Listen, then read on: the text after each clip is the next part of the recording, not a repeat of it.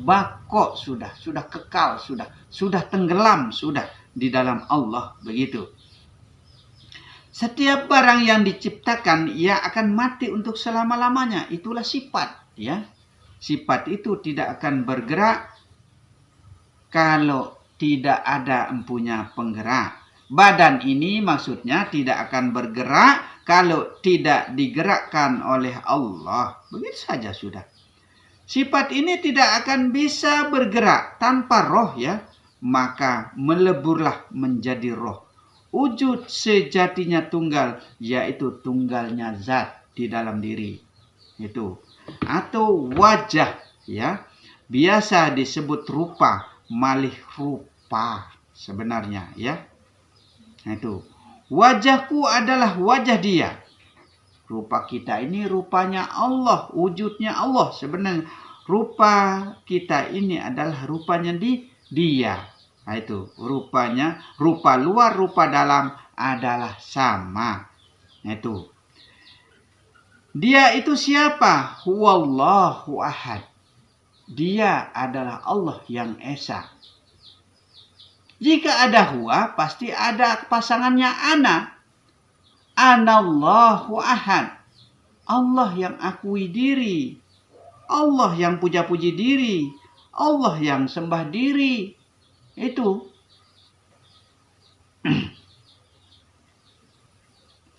Aku itu siapa? Allahu ahad. Aku adalah Allah yang esa. Nah, itu. Aku adalah Allah yang esa. Begitu. Kita akan menjawab sedikit, ya. Pertanyaan netizen, kasihan sudah terlalu lama, ya. Kita tidak pernah menjawab. Ya, saya jawab seberapa saja, ya. Sekitar berapa, 13 kah 14 ini yang akan saya jawab, ya. Supaya ada penyemangat sedikit, ya. Karena selama ini kita belum ada waktu dan kesempatan kita untuk menjawab. Karena kita nih masih sibuk dalam artinya pembuatan konten dan lain sebagainya. Karena kita juga sibuk dalam keseharian, ya. Masih bersusah payah kita mencari hidup dalam artinya. Nah, itulah yang dikatakan bahwa kita ini masih bersyariat dalam kehidupan. Karena kita mencari hidup ini adalah jihad yang kedua, ya. Jihad yang kedua kita mencari hidup ini, ya. Sehingga kita juga masih dalam artinya belum leluasa dalam artinya untuk menjawab pertanyaan, untuk pembuatan konten saja kadang terisi kadang tidak, ya. Karena kita ini masih sibuk dalam artinya mencari kehidupan, ya. Mohon dimaklumi saja, ya. Ini saya akan mencoba menjawab, ya. Maaf guru, kalau boleh murid bertanya, minta pencerahannya. Kenapa kita orang Islam diwajibkan bersahadat? Cun Rahman namanya, ya. Kenapa kita diwajibkan bersahadat ini? Sudah banyak tempat saya jelaskan, ya, mengenai syahadat, mengenai adat dan lain sebagainya. Sudah banyak tempat saya jelaskan, ya. Kenapa kita diwajibkan bersahadat? Syahadat itu adalah senjata yang paling ampuh untuk kita menuju kepada Allah, itu adalah syahadat. Atau kalimah-kalimah yang terbaik untuk kita mencapai kepada Allah itu adalah syahadat. Maka ini anjuran Rasulullah mengatakan, ya, mafatihul jannati syahadatu an la ilaha illallah. Nah, itu. Maka anak kunci surga itu adalah syahadat. Anak kunci surga itu adalah syahadat.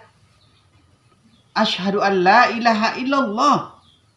Maka sahnya kita, ya, menjadi orang Islam itu adalah syahadat. Sahnya kita dalam pernikahan adalah syahadat. Itu. Maka dikatakan senjata yang paling ampuh untuk kita menuju kepada Allah adalah syahadat. Karena syahadat ini adalah ya penyerahan diri secara mutlak kepada Allah. Itu cara kita sembahkan diri kita secara langsung kepada Allah. Itulah syahadat. Maka di dalam sholat kita membaca syahadat. Dalam tahiyat itu kita membaca syahadat. Itu cara kita sembahkan diri kita secara langsung atau secara mutlak kepada Allah. Itu. Makanya kalau kita tidak sholat, berarti kita jarang baca syahadat. Nah itu. Maka kita disuruh sholat. Itu sebenarnya supaya kita sering baca syahadat. Sehari-hari, setiap hari, setiap waktu kita baca syahadat. Itu. Termasuk juga kita 17 kali membaca Al-Fatihah itu. Diwajibkan kalau kita tidak sholat. Berarti kita tidak membaca Al-Fatihah sebanyak 17 kali dalam satu hari, satu malam. Itu. Maka yang merupakan bacaan wajib kita adalah Al-Fatihah. Wajib itu. Itu kita membaca Al-Fatihah. Karena Al-Fatihah itu dihimpun dari 30 juz Al-Quran. Apabila kita membaca Al-Fatihah itu, termasuk kita pernah membaca 30 juz Al-Quran. Maka jangan sepelekan syahadat. Maka jangan sepelekan Al-Fatihah. Maka jadilah Al-Fatihah itu adalah bacaan wajib dalam 17 kali satu hari satu malam. Yaitulah sholat. Maka kita diharuskan sholat. Kalau kita tidak sholat, malas-malas membaca Al-Fatihah itu. Seperti itu kejelasannya ya. Insya Allah ya, saya rasa sudah cukup cerah ya. Cun Rahman ini ya, bagus sekali pertanyaannya ya. Cun Rahman. Muhammad Bang Rajun ini ya. Alhamdulillah barokah katanya. Bang Rajun ini yang aktif menonton. Ini kalau saya perhatikan ini aktif menonton. Alhamdulillah barokah katanya. Terima kasih ya Bang Rajun ya. Terima kasih banyak ya yang selalu menonton. Insya Allah sekalipun kita sudah bisa, sudah paham, jangan kita pernah merasa diri bisa ya. Jangan pernah merasa diri pintar. Jangan pernah merasa diri lebih ya. Jangan pernah ingin dipuji, ingin dipuja. Makanya saya tidak pernah mau dipanggil Pak Ustaz, dipanggil ini, itu, dan lain sebagainya. Itu semua akan membanggakan diri. Apabila kita merasa bangga pada diri kita sendiri, itu akan menghapuskan amalanmu. Ibarat debu ditiup angin. Itu. Makanya jangan kita bangga kalau kita dibilang orang alim ya.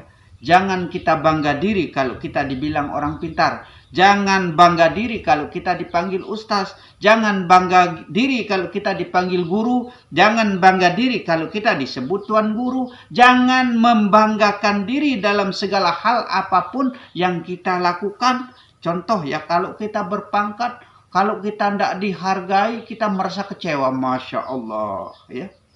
Masya Allah. Jangan seperti itu. Karena derajat kita di sisi Allah itu adalah sama. Ya, sekalipun raja, presiden, apapun pangkat dan derajatmu, itu di sisi Allah itu adalah sama sebenarnya. Maka jangan kau merasa bangga ya jika kita dipuja-puji. Barang siapa membawa sifat angkuh, bangga diri, ya, sombong kita jadinya. Sehingga sama saja dengan halnya kita memakai sifat-sifatnya setan, sifatnya iblis. Nah itu sama saja halnya. Sehingga sekalipun 70 tahun engkau pernah ibadah, akan dihapuskan ibarat debu ditiup angin. Pus, satu kali langsung hilang ya. Ya begitu. Ya, terima kasih kepada Bang Rajun ya. Alhamdulillah barokah katanya. Terima kasih banyak ya. Muhammad Apandi ya. Ya.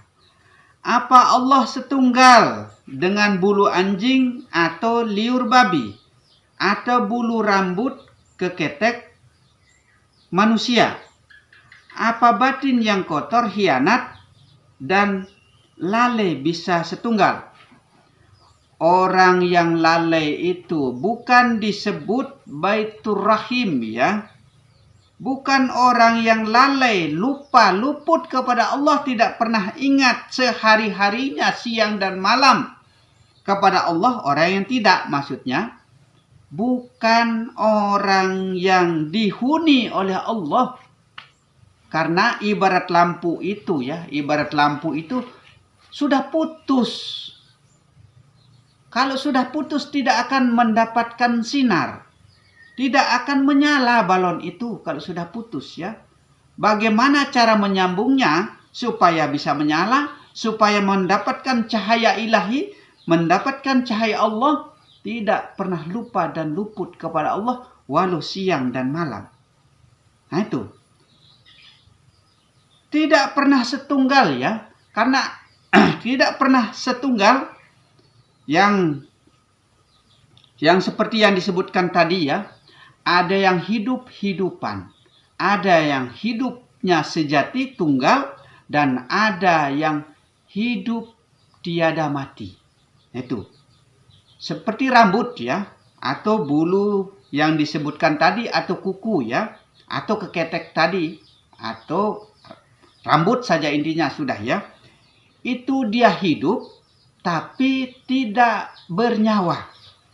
Dia hidup tapi tidak menggunakan roh, ya. Nah, itu bedakan. Maksudnya kita harus mampu membedakan ya. Ada yang hidup tiada berroh, ada yang hidup tiada bernyawa. Nah, itu. Ada yang hidup tiada berroh dan ada yang hidup tiada bernyawa.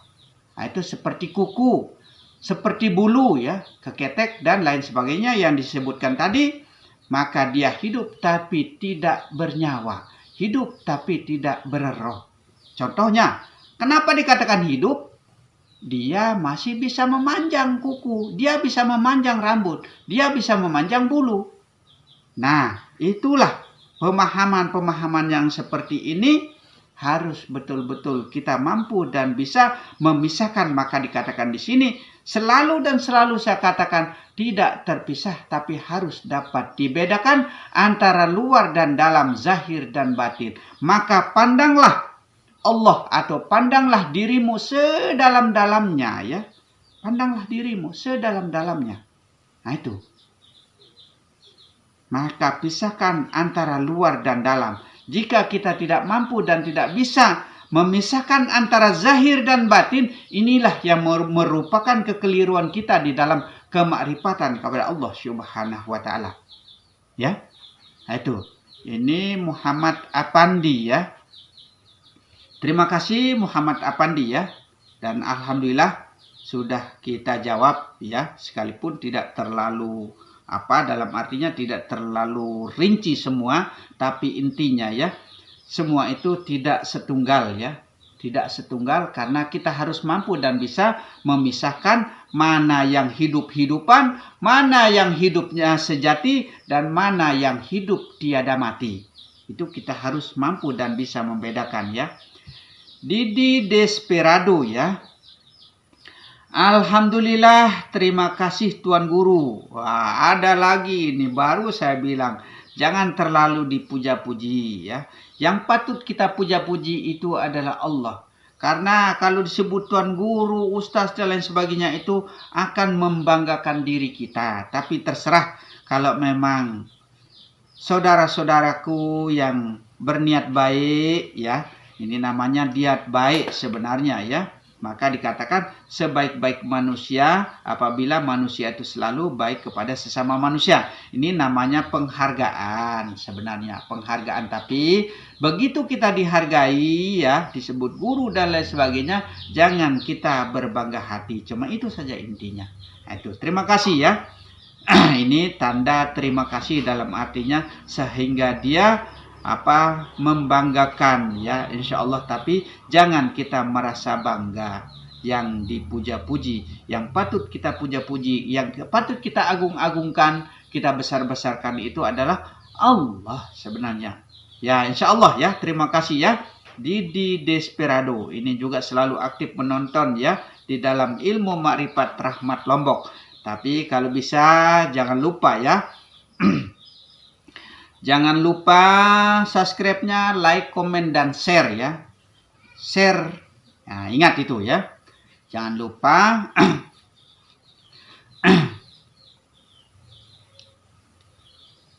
Terima kasih Didi Desperado ya. Ini Muhammad ya namanya ya. Muhammad namanya. Alhamdulillah berkat bimbingan guru besar, inilah saya merasa sangat meningkat, katanya, pemahaman tentang diri dalam diri. Semoga Allah membalas jasa beliau. Amin. Nah, alhamdulillah ya, kalau kita sudah paham ya mengenai keilmuan ini, saya juga sangat bersyukur kepada Allah Subhanahu wa taala karena bisa memahami ilmu ini. Saya sangat khawatir ya kalau sampai keliru dan salah paham ya mengenai keilmuan ini. Sehingga saya menguraikan ilmu ini dengan sedemikian rupa. Dengan berbagai macam cara saya menyindir, dalam artinya ya untuk memberikan pemahaman. Insya Allah, dan tujuannya adalah supaya kita betul-betul bisa memahami. Dan alhamdulillah katanya dengan cara seperti ini, dia siapa ini? Muhammad namanya ya. Bisa memahami ilmu ini dan dia juga sangat bersyukur kepada Allah ya. Insya Allah dan alhamdulillah, mudah-mudahan selalu kita diberi kelebihan-kelebihan oleh Allah Subhanahu wa taala ya. Kata amin ya, kata amin ini kesempurnaannya ya, cahaya rasamu di dalam diri dan pada alam semesta ini, maka ijazahkanlah, amin. Begitu ya. Didi Desperado ya, Didi Desperado lagi ya, berarti selalu aktif ini Didi Desperado ini. Alhamdulillah, terima kasih guru, katanya. Saya juga sangat berterima kasih ya karena telah menonton dan mau mempelajari ilmu ini, dan ambillah hikmah apa yang terkandung pada pengertian-pengertian yang ada saya curahkan ini. Dan kalau kita menjalankan ilmu ini, termasuk menjadilah ilmu yang berkah ya. Itu namanya ilmu yang bermanfaat, berguna bagi kita semua, bagi seluruh alam atau bagi seluruh manusia. Begitu. Alhamdulillah kalau bisa dipahami ya. Didi Desperado, terima kasih banyak ya. Baik, Hasanatul Humairoh ya. Masya Allah, akhirnya diganti baju juga. Ini diganti baju juga katanya.